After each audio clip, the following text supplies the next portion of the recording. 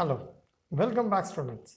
Today we are going for a next topic, that is your next lesson, that is your science 1. Science 1 का एक ये next chapter है, that is your third chapter.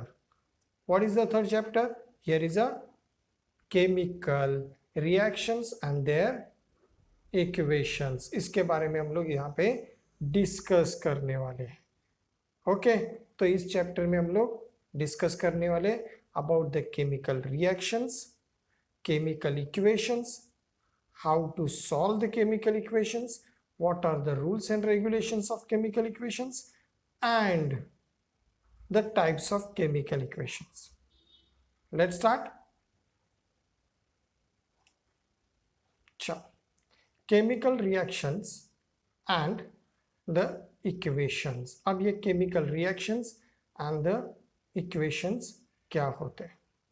First, chemical reactions के लिए हमें क्या चाहिए?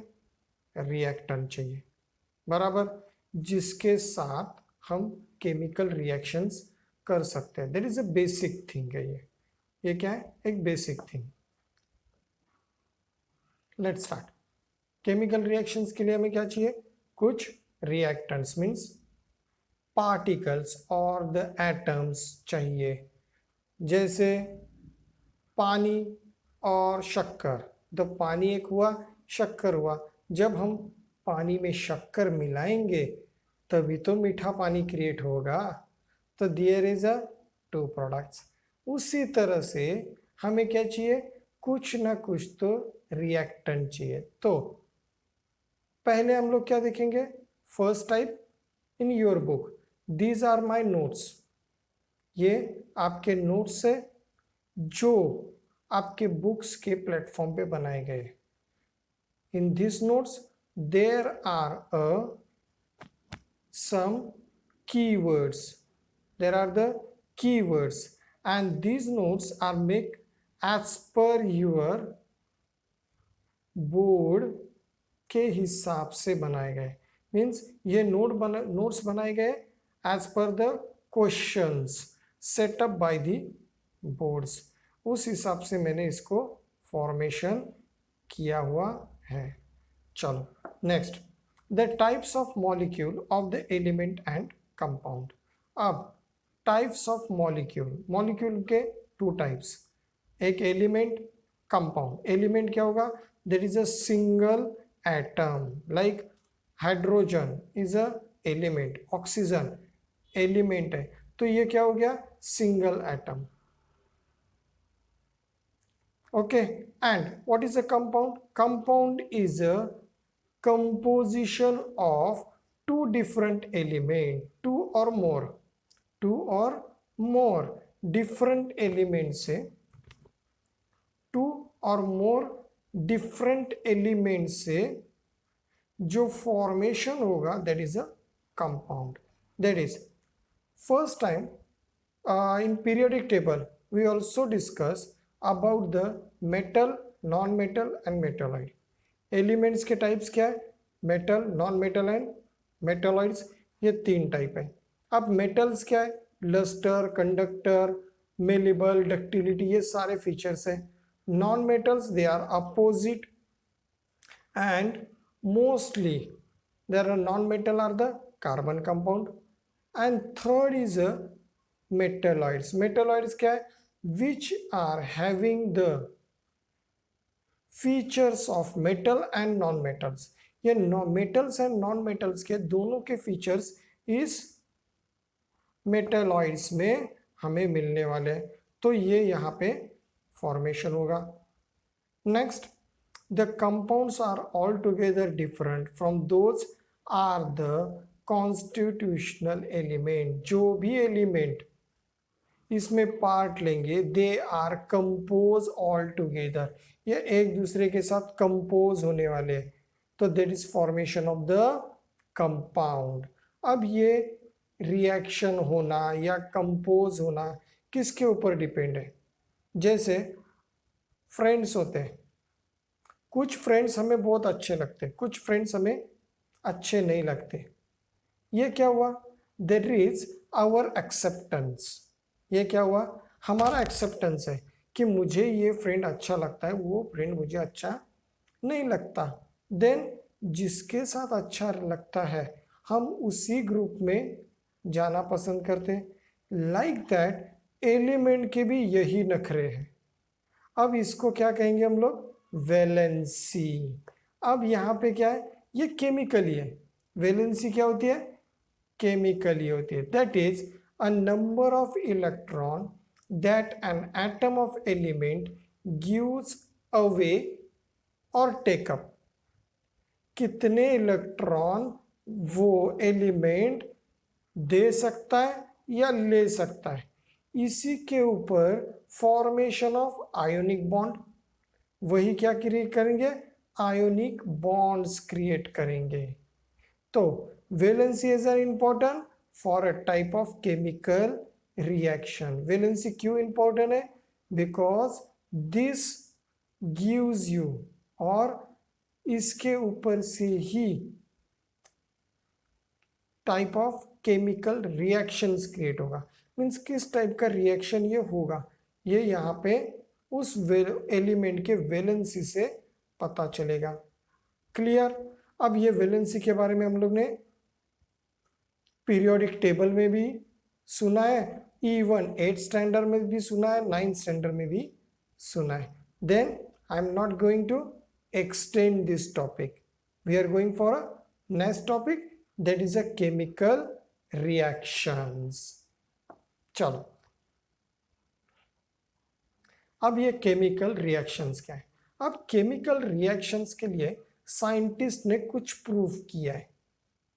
आपके पेज के लेसन के पहले पेज पे scientist prove that during experiment chemical reaction composition of matter change and remain permanent। Chemical reaction के टाइम पे जो भी कंपोजिशन होता है, कंपोजिशन कब हो रहा है? There is a compounds, element जब कंपाउंड में फॉर्म हो रहे हैं, दैट टाइम द कंपोजिशन हो रहा है, और ये होते वक्त मैटर आर चेंज, ये चेंज होता है, एंड रिमेन परमानेंट, ये परमानेंट बन जाते हैं। Next, but into physical change, दूसरे साइड में क्या है? एक फिजिकल चेंज है। फिजिकल चेंज में क्या होता है? Only state of matter change. जैसे वाटर से आइस बन गया, तो molecular formula is same, H2O। Okay, और ये क्या है? It is a temporary. जो हम लोग ने physical change and chemical change 8th standard किया हुआ है। ओके, क्या फिजिकल चेंज क्या हो गया? एक साइज और स्टेट चेंज करेगा, मॉलिक्यूलर स्ट्रक्चर चेंज करेगा।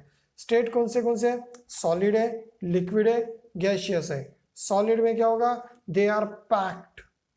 लिक्विड में they are a less attractive force, and gaseous में there is a no attraction force into the molecules. ये मॉलिक्यूल्स में अट्रैक्शन फोर्स नहीं होता, that's why they are randomly moving.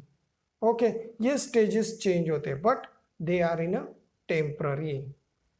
Physical change take place due to change in parameters. अब ये parameters कौन से? Physical change होता है, क्यों? Temperature, pressure. आइस को मैंने गर्म कर दिया, क्या हो जाएगा? Ice is a solid and there is a convert to the temperature, because of the temperature they convert into a water. तो ये क्या हो गया? स्टेट चेंज हो गया। चलो नेक्स्ट क्या? प्रेशर। प्रेशर से मैं किसी भी चीज को एक प्रेशर से दबा दिया तो उसकी साइज चेंज कर देगा। ओके, पर दिस इज अ टेम्पररी, जो मैंने फिजिकल चेंजेस है तो ये टेम्पररी होगा। इट कैन बी रिवर्सिबल, ये रिवर्सिबल है। Next, the composition of matter remains same in physical change. It's a very important. The composition of matter remain same in a physical change. Example ले लो, जो आप चाट या भेल खाते हो, कुरमुरा, सेव, चटनी सब मिक्स है. You are getting a each and every atoms taste. कुरमुरा का टेस्ट डिफरेंट, सेव का टेस्ट डिफरेंट, जो भी उसमें इंग्रेडिएंट चटनी वगैरह डाला है उसका टेस्ट डिफरेंट होता है. Means they are remain in a physical state. Composition ये क्या है? फिजिकल, उसका सेपरेशन कैरी कर रहे हैं. And because of that they can reversible. इसी वजह से रिवर्सिबल है. जैसे मेरे पास चाट में से मुझे कुरमुरा अच्छा नहीं लगा, मैंने उसको निकाल दिया, कुरमुरा निकाल दिया, टेस्ट चेंज हो जाएगा. क्लियर? तो ये क्या है? रिवर्सिबल है. क्लियर? चलो आगे. Here is example, water cooling to the ice. And ice गर्म होगा तो कहाँ जाएगा? वाटर में जाएगा. तो ये स्टेट चेंज होते रहता है.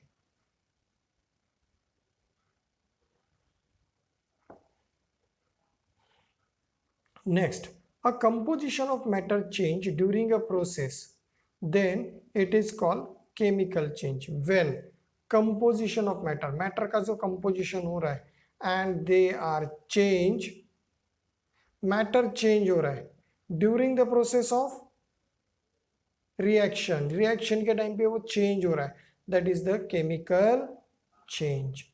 Next, chemical reaction is a process which some substance undergo bond breaking because of the valency, bond breaking में जाएगा and transfer into the new substance. एक नए substance में वो transfer होंगे. तो ये क्या होगा? That is a formation of new bonds. ये क्या create कर रहे हैं? Formation of new bonds. चलो, तो ये chemical reaction होगा. अब केमिकल रिएक्शंस के लिए हमें क्या चाहिए? First we need a reactant. What? We need a reactant. तो रिएक्टेंट क्या होंगे? The substance take part in a chemical reaction. What is the reactant? That is a substance take a part in a chemical reaction. This call the reactant. Next, product. The substance form result of chemical reaction by formation of new bond. क्या मिला हमें? The substance form result of chemical reaction by formation of new bond. New bond का create होने की वजह से यहाँ पे कुछ substance ने कुछ new product पैदा कर दिए. बराबर? तो ये क्या हो गया? प्रोडक्ट हो गया. Next, the chemical reaction is represented by the writing of chemical equations. अब ये केमिकल रिप्रेजेंटेशंस, डिफरेंट टाइप के केमिकल रिएक्शंस होते हैं, रिएक्टेंट होते हैं. तो वो अगर मैं नाम से लिखते रहूं तो वो इक्वेशन बहुत बड़ा हो जाएगा. That's why there are a nomenclature. Nomenclature, जैसे you pick. इन्होंने क्या किया? यहाँ पे कुछ एक सिस्टम बना दी, जैसे शॉर्ट फॉर्म्स बनाए. That is a chemical equations इससे फॉर्म होते हैं. Let's start. What is the rules and what is the chemical reaction? First we understand the chemical equations. अब ये केमिकल इक्वेशन और केमिकल रिएक्शन, इसका संबंध क्या है? What is the relation of the chemical reactions and the equations? Let's start. The representation of chemical reaction in a condensed form using chemical formula is called chemical equation. What is a chemical equation? One line question. It is a representation of chemical reaction, representation of the chemical reaction in the condense form, condense means joint, एकदम छोटे इसमें उसे बनाना है, छोटे form में बनाना है, by using the chemical formula. और उसको मैंने छोटा बनाने के बाद भी हमें उसका एक केमिकल फॉर्मूला पता होना चाहिए कि ये प्रोडक्ट किस वजह से तैयार हुआ है, बराबर। तो ये हमें कौन देगा, केमिकल इक्वेशन बताएगा। जैसे यहाँ पे ZCuSO4 copper sulphate plus zinc, तो ZnSO4 क्रिएट हुआ plus Cu that is a copper. तो ये चीजें एक आपको एक यहाँ पे एग्जाम्पल है। अब CuSO4 ये ब्लू कलर का लिक्विड है, CuSO4 ब्लू कलर का लिक्विड होता है। अब ये ब्लू कलर का लिक्विड में अगर मैंने जिंक पाउडर या जिंक मैंने ऐड कर दिया, क्या होगा, जिंक ये हाई रिएक्टिव है, तो वो कॉपर को डिस्प्लेस कर देगा, बाजू में हटा देगा, और खुद सल्फेट के साथ जाके बैठ जाएगा। That is a new product is form, zinc sulfate, which is a colorless solution. Zinc sulfate is a colorless solution and displace the copper, copper को ये डिस्प्लेस कर देंगे। तो ये सारी चीजें यहाँ पे घटेगी। तो इसका कंक्लूजन क्या है, let's go to conclusion. That is a blue solution of copper sulphate that is a CuSO4 react with the zinc, that is the reactant. ये क्या हमें मिले, रिएक्टेंट मिले, मीन्स CuSO4 प्लस Zn जो हम लोग ने पहले देखा। Next the reactant react and create colorless zinc sulfate, that is a reactant react and create, reaction भी हो गया और क्रिएशन हो गया, that is a zinc sulfate, that is a ZnSO4 and copper particles displace, ये बाजू में हो गए। कॉपर पार्टिकल्स हमें उस बिकर में नीचे दिखाई दे रहे हैं। तो ये रिएक्शन हो गया, दैट इज अ रिएक्शंस जो हमें नीचे हम लोग ने किस में देखा, वर्ड फॉर्मेट में देखा। And upper side that is a CuSO4 name is a copper sulphate, zinc का नेम क्या है, Zn है। तो ये सारे हम लोग ने कंडेंस फॉर्म में एक इक्वेशन फॉर्म किया। This is the relation of the chemical reaction and the equation. तो इक्वेशन से हमें वो रिएक्शन टोटली समझ में आ जाता है। ओके, चलो और डीपली हम लोग इसके बारे में देखेंगे।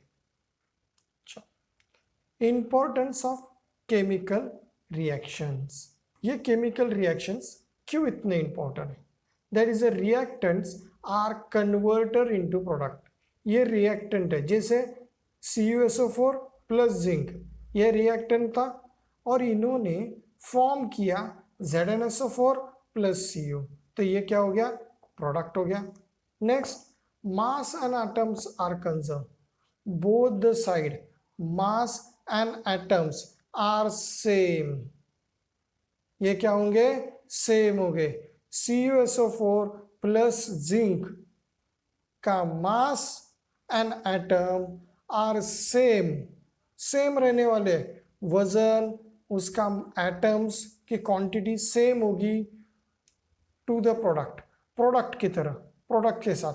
दैट इज अ जो ZnSO4 क्रिएट हुआ एंड Cu, इनके मास एंड एटम ये दोनों भी सेम होंगे। Next in reaction either energy is observe और इवॉल्व। इस रिएक्शंस में, इनमें क्या होता है, हर एक रिएक्शंस में एक तो एनर्जी ली जाएगी या दी जाएगी, इन एंड और out. Next property and composition of product is different than the reactant, property and composition of product. अब प्रॉपर्टी एंड कंपोजिशन, जैसे मैंने पहले प्रॉपर्टी क्या दी थी, पहले क्या दिया, CuSO4 दिया, प्रोडक्ट क्या बना, ZnSO4। तो ये चेंज हो सकता है, प्रोडक्ट चेंज होगा, that is a composition change हो सकता है, that is a different than the reactant. तो रिएक्टेंट से ये थोड़ा डिफरेंट होगा, बट ये रिएक्टेंट से डिफरेंट होकर भी इसमें mass and atoms are same, ये क्वांटिटी सेम रहेगी। Next, writing chemical equations. अब writing chemical equations, these are the 4 mark question. 4 mark के लिए क्वेश्चन पूछा जाता है, there is the how to write a chemical equation और rules for writing a chemical equations, rules for writing a chemical equations. ये बहुत important है, मैंने इसको बहुत इजीली फॉर्म करके आपको बता दिया, just remember it and you can get full marks. Let's start. First point, in chemical equation the reactant are written on the left hand side and the product are in right hand side। तो left hand side को मैं क्या बोल रहा हूं, LHS, and right hand side को मैं कहूंगा RHS। प्रोडक्ट कहां पे होंगे, RHS में होंगे। LHS में क्या होगा, रिएक्टेंट होगा, ओके। LHS में क्या होगा, reactant। An arrow heading towards the product is drawn in between them। इन दोनों के बीच में reactant and product ये joined होगा with the arrow and which indicate the direction of the reaction। ये arrow क्या दिखाएगा, they are showing the direction of the reaction। Next, second point, if the reactant or a product are 2 or more, they are linked with a plus sign। ये plus sign से, एक से ज्यादा reactant हो गए तो ये प्लस साइन से दिखाया जाएगा। And product also, reactant and product ये दोनों भी एक से ज्यादा होंगे तो प्लस साइन से दिखाए जाएंगे। Next, to make a chemical equation more informative, means ये chemical equations हमें informative बनाना है। तो the physical state of reactant are indicated in the equation। some physical states, जैसे physical states क्या होते हैं, gaseous, liquid और solid, ये हम लोग यहाँ पे दिखाएंगे। that is first point, that is a gaseous, liquid, solid stated indicated, G for gaseous, L for liquid, and S for solid respectively। first point हुआ। second, this is for the informative, making a more informative। second, if the product is gaseous, instead of G it is can be indicated by arrow, upper arrow, that is liberated। ये ऊपर चला गया, gas रहेगा तो वो क्या हो जाएगा, लिबरेट हो जाएगा, ऊपर चला जाएगा, तो इसको हम लोग अपर एरो से दिखाई जाएंगे, but into the product, product में होगा ये। Next, if the product form is insoluble solid, product में इनसॉल्युबल सॉलिड होंगे, it is form of a precipitate, instead of S it can indicated arrow pointing downward। Pointing क्या करेंगे, precipitate जो भी product हो रहे उसके लिए मैं डाउनवर्ड एरो शो करूंगा। क्लियर।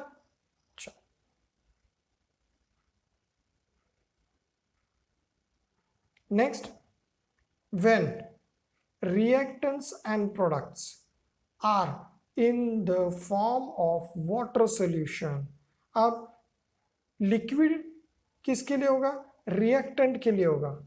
लिक्विड किस में देखेंगे, रिएक्टेंट में। बट कभी कभी रिएक्टेंट और प्रोडक्ट ये सॉल्यूबल हो सकते हैं, सॉल्यूबल वाटर या कंपाउंड हो सकता है।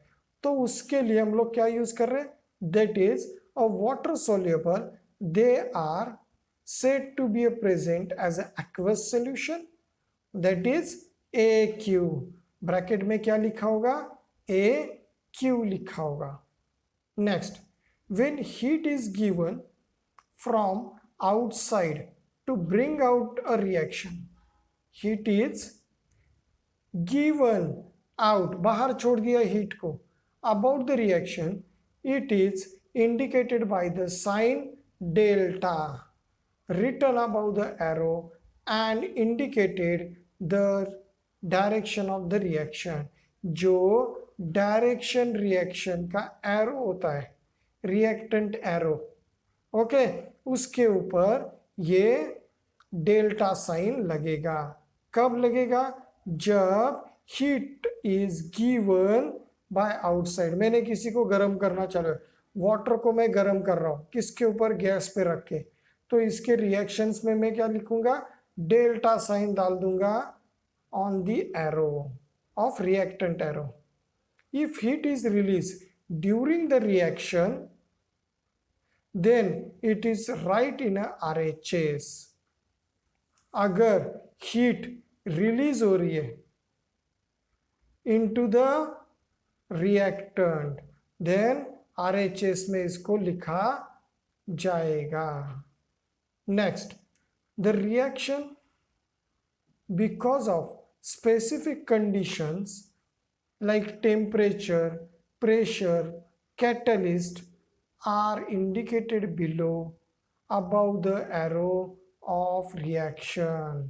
ये जो भी एरो ऑफ रिएक्शंस के पास टेम्परेचर, प्रेशर, कैटलिस्ट जो भी हम लोग यूज कर रहे हैं वो वहां पे काम लिखे जाएंगे। क्यों, because this will show the type of reaction, इससे हमें उस टाइप ऑफ रिएक्शन के बारे में पता चलेगा and what we use while the reactant convert into the product। ये reactant प्रोडक्ट में कन्वर्ट होते वक्त हम लोग ने क्या क्या यूज किया ये हमें यहाँ पे बताया जाएगा। दैट्स वाई ये बहुत इंफॉर्मेटिव होता है, दैट्स वाई ये क्या हो जाता है, बहुत इंफॉर्मेटिव हो जाता है।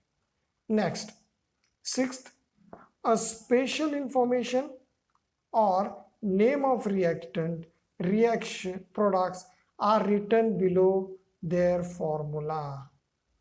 फॉर्मूला के नीचे हम लोग उसकी स्पेशल इंफॉर्मेशन लिखते हैं। जैसे अब यहाँ पे एक हम लोग ने यहाँ पे एक एग्जाम्पल लिया है, जैसे सिल्वर नाइट्रेट, सोडियम क्लोराइड, दोनों क्या है, left hand side that is a reactant, बीच में क्या है, reactant arrow, that is a silver chloride plus sodium nitrate, ये ले लिया। इसको हम लोग ने इंफॉर्मेटिव इक्वेशंस में बदल दिया।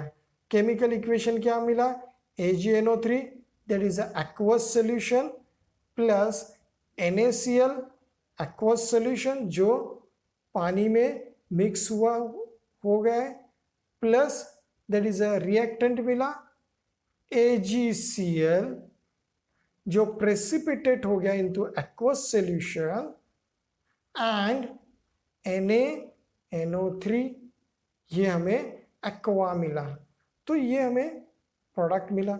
अब यहाँ पे एक एग्जाम्पल दिया है that is silver nitrate plus NaCl sodium chloride को रिएक्शन करने से पहले एक बीकर में रखकर हम लोग ने टोटल वेट कर दिया। कितना है यहाँ पे दिखा रहा है, 300.23 ग्राम। अब रिएक्शन होने के बाद भी जब हम लोग ने उसका वेट किया there is also 323 gram, 300.23 gram means mass and atoms are same into the reactant as well as into a product. Clear?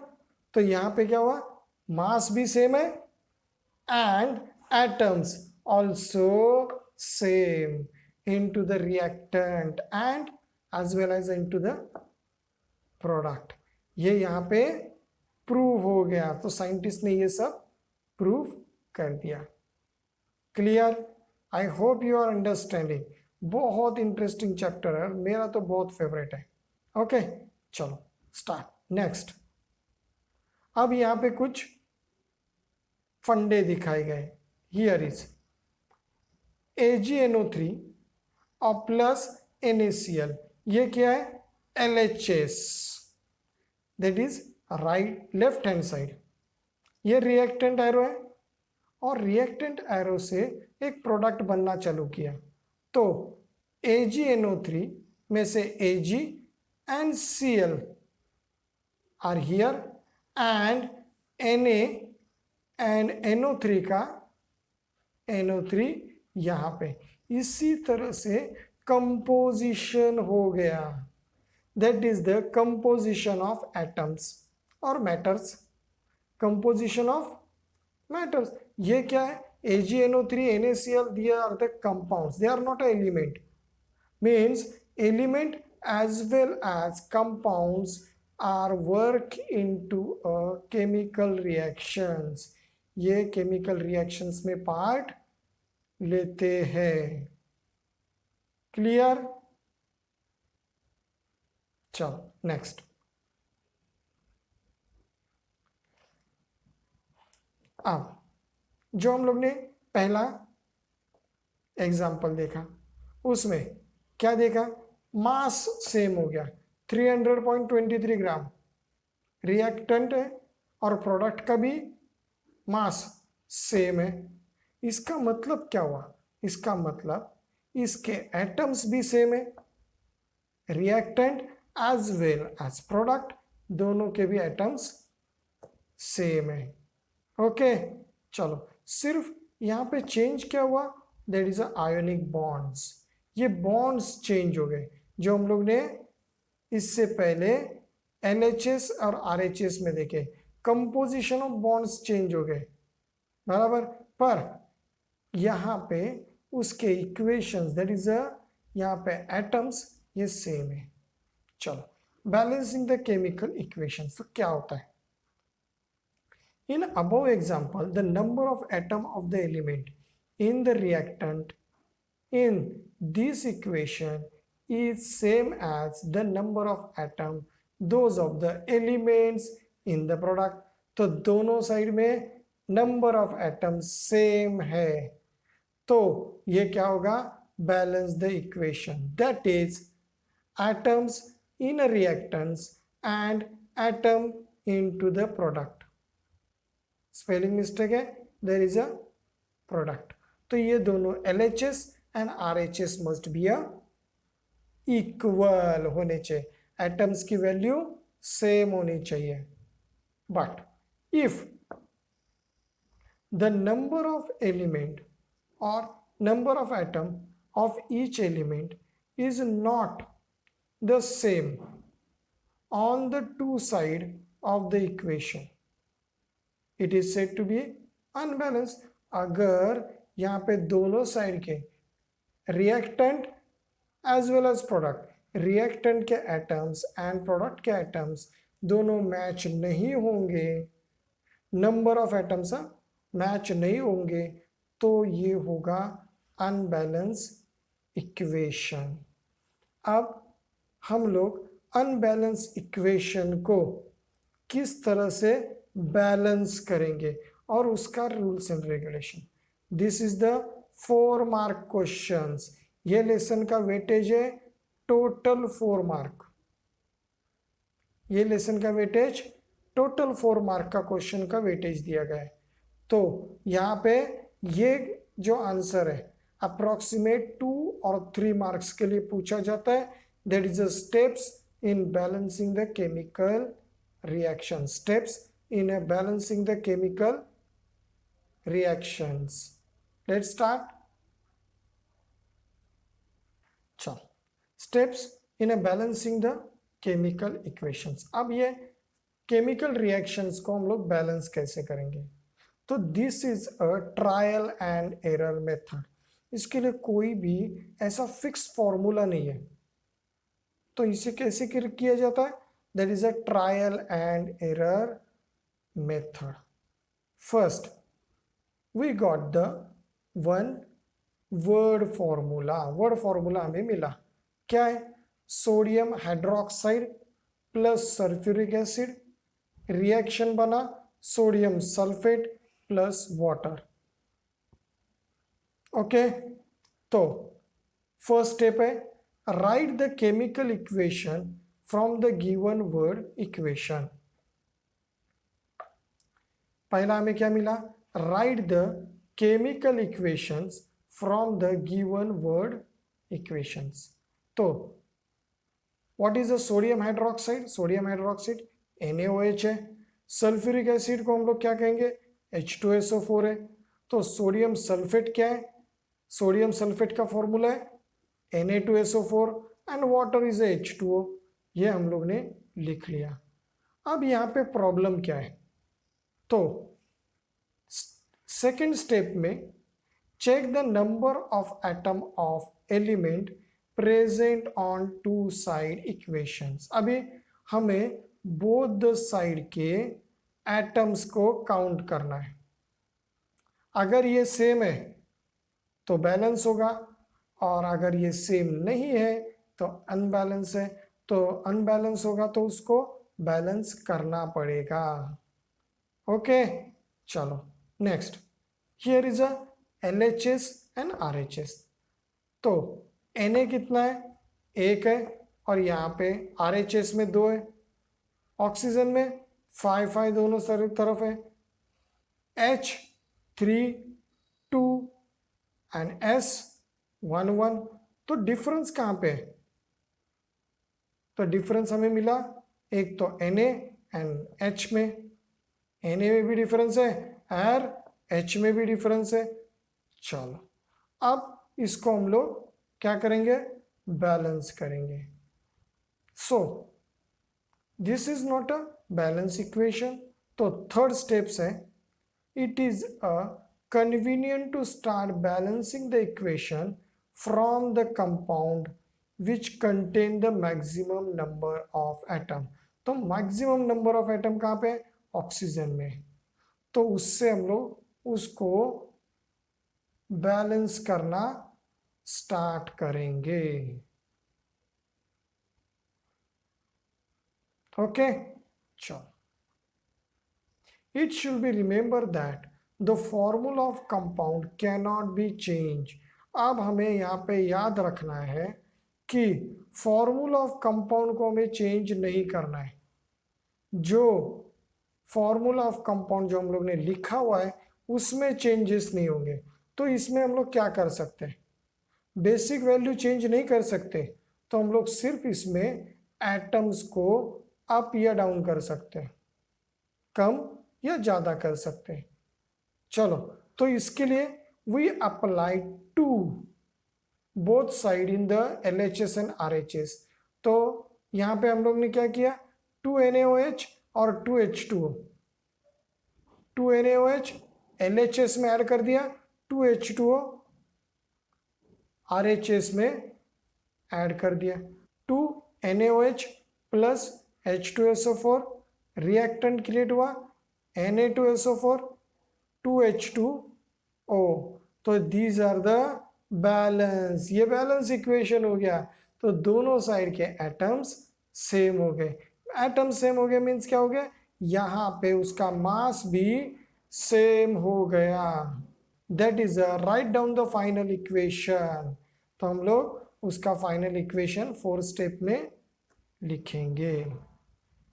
Okay, चलो. अब इसमें कंक्लूजन हमें क्या मिला? That is we saw that the chemical reactant gets convert into a new substance called the product, and second is during this some chemical bonds in the reactant break and some new chemical bonds are formed so as to transfer the reactant into the product ये जो new formation chemical bonds हो रहे हैं इससे ही क्या होते हैं there is a new product form होते हैं क्लियर यहां तक हम लोग ने क्या कर लिया first we understand the matter means element क्या है कंपाउंड्स क्या है उसको किस तरह से लिखा जाता है what are the rules and how to balance the equation ये सारी चीजें हम लोग ने यहां तक कर ली नेक्स्ट टॉपिक में we are going to discuss types of chemical reactions. Till then, thank you very much for watching me. Please subscribe my channel. Thank you.